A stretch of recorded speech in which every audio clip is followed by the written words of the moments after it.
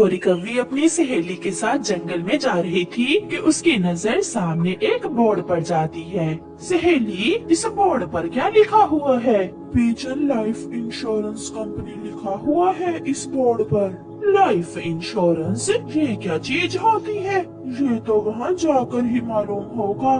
फिर गौरी और उसकी सहेली वहाँ जाती हैं। कबूतर जी, ये क्या चीज है जो आपने लिखा हुआ है? लाइफ इंश्योरेंस किसे कहते हैं? मैं इस जंगल में लाइफ इंश्योरेंस कंपनी चलाता हूँ। मैं पक्षियों की इंश्योरेंस करता हूँ और फिर अगर कोई पक्षी मर जाए या फिर उसका किसी पेड़ से टक्कर कर एक्सीडेंट हो जाए तो मैं उसे पूरे पैसे देता हूँ। ये तो बड़े काम की चीज है लाइफ इंश्योरेंस। कबूतर जी, जो मर गया उसे तुम कैसे पैसे दे सकते हो? एक मरे हुए पक्षी के पैसे किस काम के? जो मर जाए तो उसके परिवार को पैसे मिलते हैं।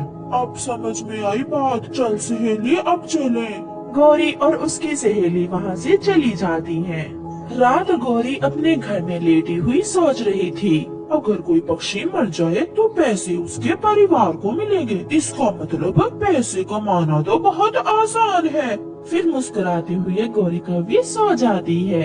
दूसरे दिन गौरी कव्वी अपने जंगल में एक बीमार और बूढ़े कौवे के पास जाती है। बिल्ला जी, आप अकेले ही क्यों हैं? आप शादी क्यों नहीं कर लेते?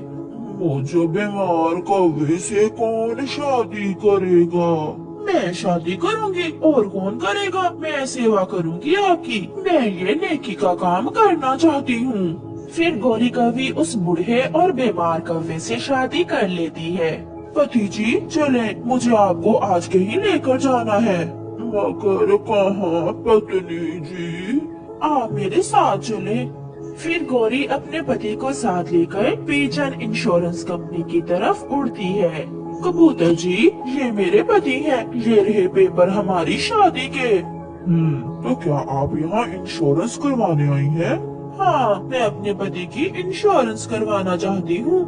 गौरी जी, ये इंश्योरेंस क्या है? आप छोड़ें इस बात को। फिर गौरी अपने पति की इंश्योरेंस करवा लेती है। सालाना 1000 देंगे आप, और मैंने आपके पति की 10,000 की इंश्योरेंस कर दी है।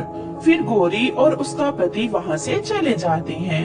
अभी 3 दिन ही गुजरे थे कि एक रात ठंड लगने से गौरी का पति, वो बीमार कौवा, ठंड लगने से मर जाता है। मर गया, बुढ़ा पति मर गया। अब मिलेंगे मुझे इंश्योरेंस के पैसे। दूसरे दिन गौरी कव्वी कबूतर के पास जाती है। मर गया, मेरा पति मर गया। कबूतर जी, अब मुझे जल्दी से मेरे पति की इंश्योरेंस के पैसे दे दो। पहले मुझे जांच पड़ताल करना होगी, फिर ही आपको पैसे मिलेंगे।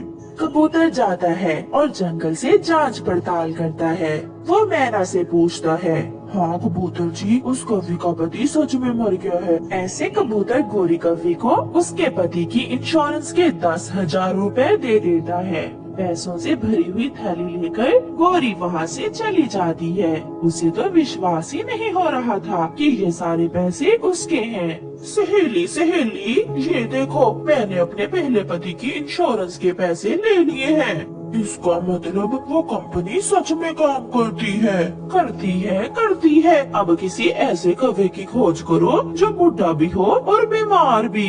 ऐसा एक कौवा मैंने कल नदी पर बैठा हुआ देखा था। तो फिर कल जाएंगे हम नदी पर। ऐसे दूसरे ही दिन गौरी अपनी सहेली के साथ नदी पर जाती है। वहाँ एक कौवा बैठा हुआ था जो बहुत दुखी था।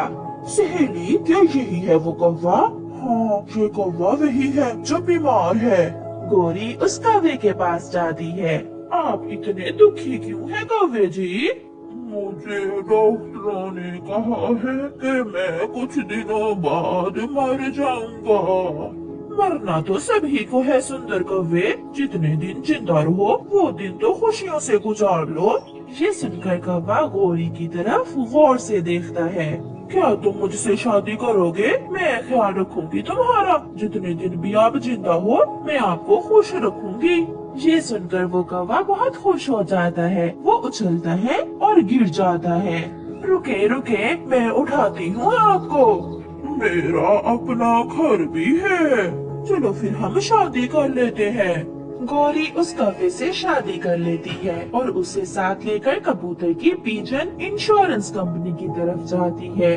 कबूतर जी, ये मेरा दूसरा पति है, मैं इसकी इंश्योरेंस करवाने आई हूँ। नहीं नहीं, मैं ऐसे बीमार पक्षियों की इंश्योरेंस नहीं करता। कबूतर जी, मेरा पति अच्छा भला है। मैं ठीक हूँ, मैं अब पहले से बेहतर हूँ, मेरी पत्नी मेरा बहुत ख्याल रखती है।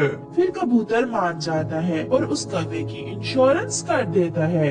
कबूतर जी, इस बार 2000 की इंश्योरेंस करवानी है मुझे अपने सुंदर पति जी की, तो फिर सालाना 2000 देना होंगे। ऐसे गौरी अपने दूसरे पति की इंश्योरेंस करवा लेती है। अभी 5 दिन ही गुजरे थे कि गौरी का दूसरा पति भी मर जाता है। गौरी कंपनी के पास जाती है। पिजन इंश्योरेंस कंपनी जांच पड़ताल करती है और गौरी को 20,000 दे देती है। सहेली सहेली, लो ये 2000 तुम्हारे हुए, अब कोई नया शिकार ढूंढो। मैं तो हैरान हूँ, इतना आसान काम है पैसे कमाने का, किसी को मालूम ही नहीं। गौरी, मैं कोई कौवा तो ढूंढ लूंगी जो बीमार भी हो और बुढ़ा भी, मगर इस बार इंश्योरेंस में आधा हिस्सा लूंगी मैं, मुझे स्वीकार है। गौरी की सहेली बुलबुल के पास दवा लेने गई हुई थी कि वहाँ एक कौवा आ जाता है जिसका नाम कालू कौवा था। वो बैठा हुआ रो रहा था। चुप कर जाओ कालू, जो सच था मैंने तुम्हें बता दिया। बुलबुल, ये कौवा क्यों रो रहा है? इसे कैंसर है और ये कुछ दिनों बाद मर जाएगा। इसका मतलब मुझे वो कौवा मिल गया जिसकी तलाश में मैं थी। जैसे ही रोता हुआ वो कौवा जाता है, गौरी की सहेली भी उसके पीछे पीछे उड़ती है। रुके कालू कौवे, रुके, मुझे बहुत दुख हुआ जो आप कुछ दिनों बाद मरने वाले हो। मेरा कोई नहीं है जो मेरे बाद रो सके, मेरा कोई भी नहीं है जिसे मैं मरते समय अपना कह सकूं। आप चिंता न करें, आप मेरी जाति से है, आज ही आपकी शादी अपनी सहेली से करवा देती हूँ, तो ख्याल रखेगी आपका। ये सुनकर तो कालू कौवा आधा ठीक हो जाता है। क्या तुम सच कह रही हो? हाँ, आप मेरे साथ चले। वो कौवा गौरी की सहेली के साथ जाता है। बात होती है और फिर गौरी और कालू की शादी हो जाती है। गौरी अपने तीसरे पति को भी साथ लेकर पिजन इंश्योरेंस कंपनी में जाती है। तुम फिर आ गई हो? तो क्या हुआ, तुमने ये कंपनी बनाई किस लिए है? इंश्योरेंस ही तो करते हो तुम, और मैं अपने पति की इंश्योरेंस करवाने आई हूँ। क्या आंखें फाड़ फाड़ कर देख रहे हो कबूतर? सुना नहीं तुमने? मेरी पत्नी ने जो कहा है वो करो। कबूतर कालू की इंश्योरेंस कर देता है। कबूतर, इस बार 30,000 की इंश्योरेंस करना मेरे पति जी की, तो फिर 3,000 सालाना देना होंगे तुम्हें। लो, ये लो पहली इंस्टॉलमेंट। इंश्योरेंस करवाने के बाद गौरी अपने पति के साथ चली जाती है। 5 दिन, 10 दिन, 15 दिन और फिर महीना गुजर जाता है। ये बुढ़ा तो मरने का नाम ही नहीं ले रहा। मैं इसे बुलबुल के पास लेकर जाती हूँ, वही बताएगी कि ये बुढ़ा कब मरेगा। फिर गौरी कालू को साथ लेकर बुलबुल के पास जाती है। बुलबुल कालू का चेकअप करती है। बधाई हो कालू, न जाने तुमने क्या खा लिया है, तुम पूरे ठीक हो गए हो। ये सुनकर गौरी तो हैरान हो जाती है और कालू खुशी से छलांगे लगाने लगता है। मैं बच गया, मैं ठीक हो गया। जिसकी इतनी सुंदर पत्नी हो वो भला कैसे मर सकता है ना गौरी जी? हाँ, मगर अब मुझे इंश्योरेंस के पैसे कब मिलेंगे? अगर तुम्हें ना मिले तो तुम्हारे बच्चों को मिल जाएंगे। फिर कालू गौरी को साथ लेकर खुशी खुशी अपने घर चला जाता है। दूर किसी जंगल में एक कौवा और चिड़िया रहते थे। उन दोनों के घोंसले पास पास ही थे। कौवा बहुत शातिर था, जबकि चिड़िया बहुत सीधी थी। एक दिन कौवा चिड़िया के पास आता है और कहता है, चिड़िया, बहुत जोरों की भूख लगी है, अगर तुम्हारे पास कुछ खाने को है तो दे दो, तुम्हें दुआएं दूंगा। कव्वे भैया, दुआएं तो मैं आपसे रोज लेती हूँ, लेकिन आप दुआएं देने के अलावा थोड़ी सी मेहनत भी कर लिया करें। आपको कुछ पता भी है, जंगल में सूखा चल रहा है। अब तो दूर दूर से भी भोजन नहीं मिलता। मेरे पास जो भोजन जमा था वो भी खत्म हो गया है। मैं तो खुद कल से भूखी बैठी हूँ। आपको कुछ खाने को कहाँ से दूँ? अच्छा, मैं तो बड़ी आशा लेकर तुम्हारी तरफ आया था। अब मेरा क्या होगा? मैं तो जब जंगल में हर तरफ भोजन होता है तब नहीं ढूंढ पाता। अब सूखे के मौसम में कहाँ से लाऊंगा भोजन? मैं तो गया काम से। वैसे कालू, मेरे दिमाग में एक आइडिया है। क्यों न हम किसान की पत्नी के पास जाएं? वो बहुत दयालु है, वो हमारी मदद जरूर करेगी। हाँ चिड़िया, जल्दी करो, नेक काम में देरी कैसी। फिर चिड़िया और कौवा गांव की तरफ जाते हैं। वो किसान के घर में जाकर एक पेड़ पर बैठ जाते हैं। किसान की पत्नी अपने चूल्हे के पास बैठी अपने बच्चों के लिए अंडा पराठा बना रही थी। चिड़िया, किसान की पत्नी तो अंडा पराठा बना रही है। ये बहुत स्वादिष्ट होता है। कालू, क्या तुमने पहले भी कभी खाया है अंडा पराठा? हाँ चिड़िया, मैं एक दिन पहले भी यहाँ आया था किसान के घर। किसान का बेटा अपने आंगन में बैठा अंडा पराठा खा रहा था तो मैं उसे छीन कर भाग गया।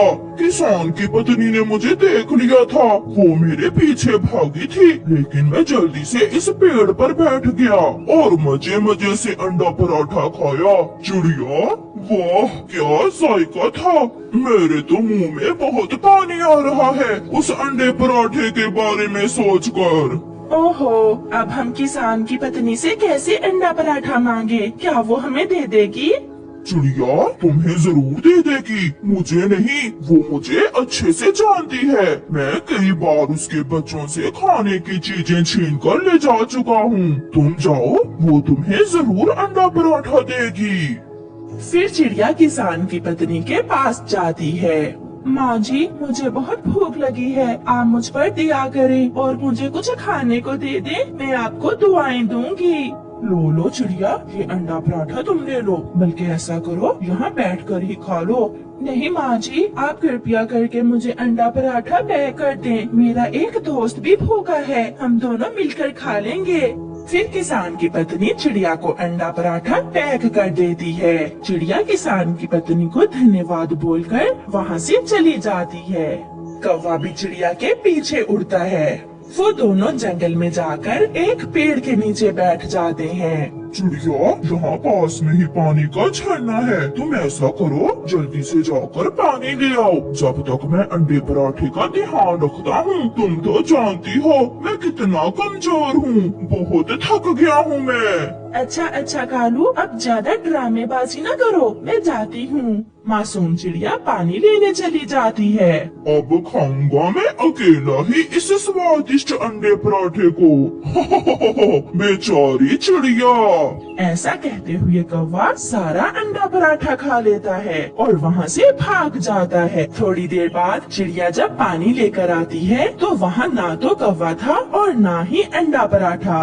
वो कालू का बच्चा मुझे धोखा दे गया, लेकिन मैं भी तुम्हें इस बार ऐसे माफ नहीं करूंगी, तुमसे बदला जरूर लूंगी। फिर चिड़िया वहाँ से उड़ती है और सीधी किसान की पत्नी के पास जाती है और उसे जाकर सारी बात बताती है। तो वो काला कौवा तुम्हें धोखा दे गया, उस पर तो मुझे भी बहुत गुस्सा है। वो तो मेरे बच्चे से कई बार खाने की चीजें छीन कर ले जाता है। तुम कल उसे किसी तरीके से यहाँ ले आना, फिर देखना कैसा सबक सिखाती हूँ मैं उसे।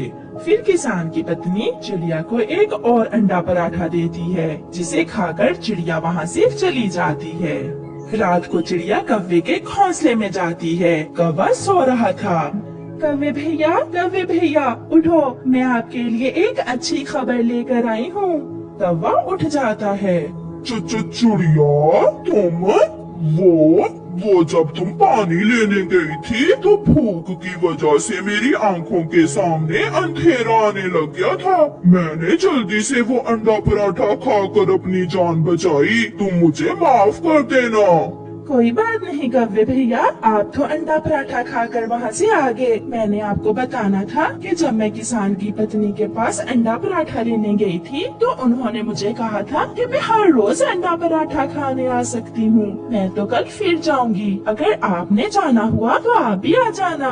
हाँ हाँ चिड़िया, मैं तुम्हारे साथ जरूर जाऊंगा और कल हम दोनों दोस्त मिल बांट कर अंडा पराठा खाएंगे। क्यों नहीं कव्वे भैया, मैं सुबह आपका इंतजार करूंगी। जल्दी आना। Bye bye. अब मैं भी जाकर सोती हूँ। फिर चिड़िया भी अपने घोंसले में जाकर सो जाती है। अगली सुबह चिड़िया अभी सोई हुई ही थी कि कौवा आ जाता है। चिड़िया मेरी दोस्त, उठो जल्दी करो, किसान की पत्नी तुम्हारा इंतजार कर रही होगी। अब हमें जाना चाहिए। हाँ हाँ कव्वे भैया, चलो चले। फिर चिड़िया और कौवा किसान के घर की तरफ चले जाते हैं। किसान की पत्नी भी अपने बच्चों के लिए अंडा पराठा बना रही थी। वो दोनों आंगन में मौजूद पेड़ पर बैठ जाते हैं। कव्वे भैया, आज आप भी मेरे साथ चलें। किसान की पत्नी बहुत दयालु है, वो आपको कुछ भी नहीं कहेगी। मैंने कल उनको आपके बारे में बताया था। वो तो कह रही थी अपने दोस्त को जरूर साथ लेकर आना। हम चूल्हे के पास बैठकर गरम गरम अंडा पराठा खाएंगे और साथ में चाय भी पियेंगे। ये सुनकर कौवा लालच में आ जाता है और वो चिड़िया के साथ ही चूल्हे के पास जाकर बैठ जाता है। किसान की पत्नी ने भी एक लोहे की सलाख गरम करने के लिए चूल्हे के अंदर रखी हुई थी। आओ आओ पक्षियों, मैं तुम्हारा ही इंतजार कर रही थी। कौवे, तुम यहाँ आओ मेरे पास। तुम्हें तो मैं 2 पराठे और 2 अंडे दूंगी, जिससे तुम्हारी सारी कमजोरी दूर हो जाएगी। माँ जी, आप सच में कितनी अच्छी हो। कमजोर तो मैं बहुत हो गया हूँ। क्या करूँ, जंगल से भोजन मिलता ही नहीं है। कई दिन बीत गए हैं पेट भर कर खाए हुए। ऐसा कहते हुए कौवा किसान की पत्नी के पास जाता है। किसान की पत्नी भी जल्दी से गरम लोहे की सलाख कौवे के नीचे रख देती है, जिस पर बैठकर तो कौवे की चीखें निकल जाती हैं। हाय मैं मर गया। माँ जी, ये क्या किया आपने? मेरी पीठ, हाय मेरी पीठ। ऐसा कहकर कौवा वहाँ से भागता है, जिसे देखकर चिड़िया, किसान की पत्नी और बच्चे हंस रहे थे। अब जाकर मरहम पट्टी करवा लेना और दोबारा आना, फिर मैं तुम्हें एक और अंडा पराठा बना कर दूंगी। तौबा मेरी तौबा, मैं फिर कभी अंडा पराठा नहीं खाऊंगा। और कौवा वहाँ से भाग जाता है। ऐसे कौवे को उसके धोखे की सजा मिलती है। प्यारे दोस्तों, अगर आपको भी अंडा पराठा पसंद है तो हमें कमेंट करके जरूर बताएं। हमें इंतजार रहेगा। आपका धन्यवाद।